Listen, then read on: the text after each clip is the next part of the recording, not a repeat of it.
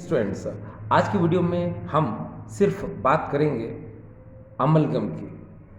Question हमारे सामने है, why is mercury not allowed in aeroplane. Aeroplane में हम थर्मामीटर को नहीं ले जा सकते हैं क्योंकि थर्मामीटर में मरकरी होता है। अब एरोप्लेन में थर्मामीटर को हम नहीं ले जा सकते हैं, आखिर क्यों?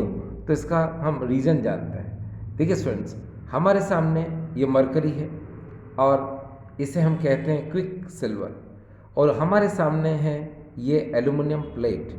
अब ये जो एल्यूमिनियम प्लेट है, इसको हम इसलिए ले रहे हैं, हम जानते हैं एरोप्लेन का 90% पार्ट एल्यूमिनियम और एल्यूमिनियम एलॉय से मिलके बना है।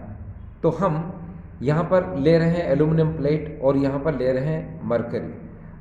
हम जानते हैं कि मरकरी जब एल्यूमिनियम से रिएक्ट करेगा तो ये एक होमोजीनियस सॉल्यूशन बनाएगा, होमोजीनियस मिक्सचर बनाएगा, जिसको हम एल्यूमिनियम मरकरी एलॉय कहेंगे। अब यहाँ पर आप देखिए कि सबसे पहले हम मरकरी को, अगर हम थर्मामीटर को एरोप्लेन में ले जाते हैं और अगर वो टूट जाता है, फूट जाता है, ठीक है, तो ये मरकरी जो है उस एल्यूमिनियम पर कुछ इस तरह से गिरेगा।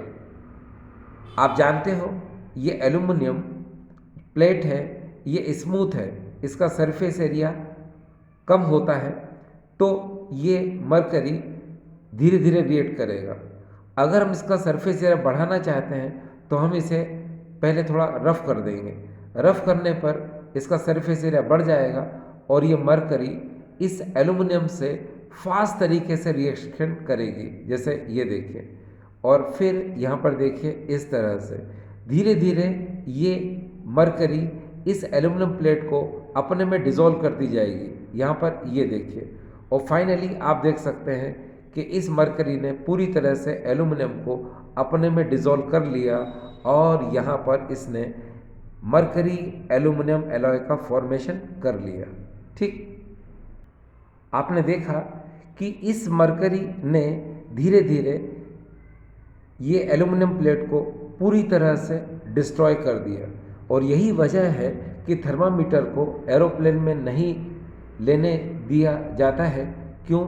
क्योंकि अगर थर्मामीटर गलती से गिर जाए या टूट जाए या फूट जाए तो वो एल्यूमिनियम मेटल से रिएक्ट करेगा और कुछ इस तरह से एलॉय बना लेगा, जिससे ये हार्मफुल होगा एरोप्लेन के लिए और ह्यूमन बींग्स के लिए, जो उसमें पैसेंजर है उनके लिए।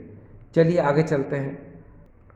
देखिए स्टूडेंट्स, एलॉय के बारे में हमें पता है कि कोई भी ऐसी दो मेटल जिनका एटॉमिक साइज अप्रॉक्सीमेटली सिमिलर होता है, वो मोल्टन स्टेट में एलॉय का फॉर्मेशन करते हैं। ट्रांजिशन मेटल में तो यही सब देखने को आता है। जैसे अगर हम ब्रास की बात करते हैं या हम ब्रॉन्ज की बात करते हैं, ठीक है, जर्मन सिल्वर की बात करते हैं, हम गन मेटल की बात करते हैं, बेल मेटल की बात करते हैं, यानी किसी भी एलॉय की बात करें तो उसमें यही रूल लगता है कि कोई भी दो ट्रांजिशन मेटल जिनका एटॉमिक साइज सिमिलर होता है, वो मोल्टन स्टेट में मिक्स होकर जिस सॉल्यूशन को बनाती हैं उसको हम एलॉय कहते हैं। लेकिन यहाँ हम जो पढ़ रहे हैं सिर्फ और सिर्फ अमलगम की बात कर रहे हैं। तो यहाँ पर जब भी कोई मेटल मरकरी के साथ एलॉय का फॉर्मेशन करती है तो उसको हम अमलगम कहते हैं। जैसे यहाँ पर आप देख सकते हैं ये सोडियम और मरकरी है, तो इसको हम कहेंगे सोडियम अमलगम। इसी तरह से पोटेशियम अमलगम, यहाँ पर देखिए magnesium amalgam, aluminium amalgam, copper amalgam, zinc amalgam, silver amalgam, gold amalgam और टिन अमलगम। अब बात यहाँ पर यह आती है कि वो कौन कौन सी मेटल हैं जिनसे मरकरी रिएक्ट नहीं करता। तो देखिए students, iron, cobalt, nickel, platinum, यह है टंगस्टन और टेंटेलम, इनसे ये मरकरी रिएक्ट नहीं करता, इनसे ये अमलगम का फॉर्मेशन नहीं करता। ठीक है, क्यों नहीं करता? क्योंकि इनके साइज में लार्ज डिफरेंस होता है। लार्ज डिफरेंस की वजह से ये मरकरी इनके साथ अमलगम नहीं बनाता। यही वजह है कि हम मरकरी को आयरन कंटेनर में स्टोर कर कर रख सकते हैं। अब देखिए स्टूडेंट्स, यहाँ पर अगर हम कास्टर केल्नर सेल की बात करें तो कास्टर केल्नर सेल में जिस रिएक्शन को हम देखते हैं वो रिएक्शन आपके सामने है।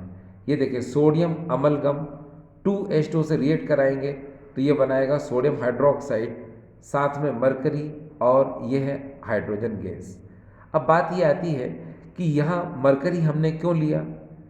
अगर हम सोडियम को डायरेक्ट वाटर के साथ रिएक्ट कराएं तो वॉलेंट तरीके से इसकी रिएक्शन होगी, एक्सक्लूजन तरीके से इसकी रिएक्शन होगी। लेकिन जब हम सोडियम को मरकरी के साथ लेते हैं और सोडियम अमलगम लेकर जब हम वाटर के साथ रिएक्शन कराते हैं तो उसकी रिएक्शन बिना किसी वॉलेंट के स्लोली होती है और प्रोडक्ट आपको यहाँ नज़र आ रहा है। ठीक है, और यहाँ बाई प्रोडक्ट हाइड्रोजन गैस का फॉर्मेशन हो रहा है। तो यहाँ पर आपने देखा कि सोडियम की रिएक्टिविटी को मरकरी क्या कर रहा है? कम कर रहा है। तो इसीलिए हम यहाँ पर सोडियम अमलगम बनाकर हम रिएक्शन कराते हैं। एक बार फिर से स्टूडेंट्स, सोडियम वायलेंटली रिएक्ट करता है वाटर के साथ, तो हम सोडियम की रिएक्टिविटी को डाउन करने के लिए मरकरी से रिएक्ट करा के पहले हम सोडियम अमलगम एलॉय का फॉर्मेशन कराते हैं, फिर हम वाटर से रिएक्ट कराते हैं, जिससे इसकी रिएक्शन ईजिली हो जाती है बिना किसी वॉलेंट के, बिना किसी एक्सप्लोजन के। तो ये बात क्लियर है यहाँ पर। अभी जैसा कि हम बात कर रहे हैं कि हमें ये बताया गया यहाँ पर कि मरकरी को हमने सोडियम के साथ इसलिए रिएक्ट कराया कि ये मरकरी सोडियम की रिएक्टिविटी को डाउन करेगा। ठीक है, अब ये तो यूज़ कर लिया था हमने इसको कास्टर केल्नर सेल में, लेकिन अभी हम अगर आगे देखें तो जिंक अमलगम को अगर हम एसिडिक मीडियम में लेते हैं तो हम इसका यूज़ करते हैं रिडक्शन के लिए, क्योंकि हम जानते हैं जिंक अमलगम यहाँ पर स्ट्रॉन्ग रिड्यूसिंग एजेंट की तरह ये होता है। ठीक है, तो यहाँ देखिए ये 4H को जब हम इस एल्डिहाइड से रिएक्ट कराएंगे तो इस 4H को हम लिख सकते हैं कुछ इस तरह से 2H और ये 2H। ये 2H इसके O से रिएक्ट करेगा इस तरह से, ये वाटर बना लेगा, और ये 2H इस CH से मिलकर ये कुछ इस तरह बना लेगा RCH3, यानी ये क्या हो गया? एल्केन, और साथ में यहाँ से वाटर निकल गया। तो आपने देखा एल्डिहाइड को रिडक्शन, एल्डिहाइड का जब हम रिडक्शन कराते हैं जिंक अमलगम और HCl की प्रेजेंस में, डाइल्यूट HCl की प्रेजेंस में, तो एल्केन का फॉर्मेशन होता है। उसी तरीके से कीटोन को भी हम जिंक अमलगम एसिडिक मीडियम यानी कि डाइल्यूट HCl की प्रेजेंस में रिएक्ट कराएंगे तो भी ये एल्केन का फॉर्मेशन करेगा। कैसे करेगा? इस 4H को ब्रेक करो 2H और 2H में, तो यहाँ से पहले तो ये H2 बन जाएगा और फिर इस C के साथ ये 2H लग जाएंगे, तो ये देखिए RCH2R, यानी ये एल्केन का फॉर्मेशन हो गया। ठीक है, और यहाँ से ये H2O बन गया। तो आपको यहाँ पर ये क्लियर हो गया कि जिंक अमलगम का यूज़ स्ट्रॉन्ग रिड्यूसिंग एजेंट के लिए यहाँ पर किया जाता है। ठीक है, एल्डिहाइड को एल्केन में कन्वर्ट करने के लिए और कीटोन को एल्केन में कन्वर्ट करने के लिए। ठीक है, देखिए स्टूडेंट्स, अब हम यहाँ पर आगे चलें तो इस रिएक्शन में हम पीनाकोल का फॉर्मेशन करेंगे। किससे? हम एसीटोन के 2 मॉलिक्यूल लेंगे, लेकिन यहाँ पर हम जिंक अमलगम के बजाय मैग्नीशियम अमलगम को लेंगे, लेकिन न्यूट्रल मीडियम में। किसकी? वाटर के साथ मैग्नीशियम अमलगम को हम लेंगे।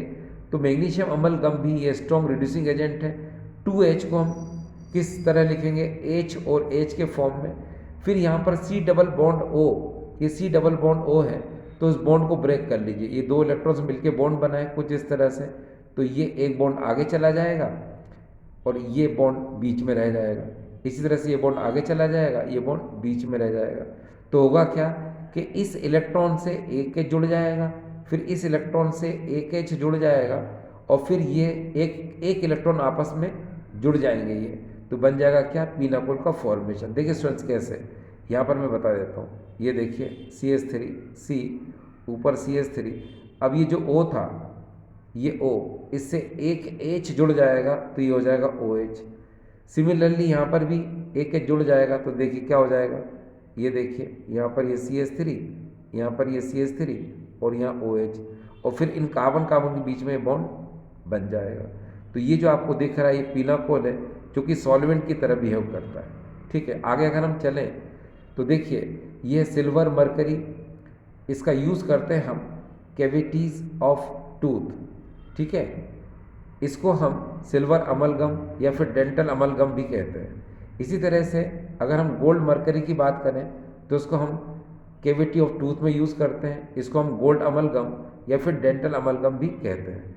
अगर हम यहाँ पर टिन मरकरी की बात करें तो उसको हम सिल्वरिंग ऑफ मिरर, और इसकी को हम बोलते हैं प्रोड्यूसिंग ग्लास मिरर के लिए यूज़ करते हैं। ठीक है, और यहाँ देखिए यह है गोल्ड मरकरी, इसका यूज़ होता है प्यूरिफिकेशन ऑफ गोल्ड के लिए।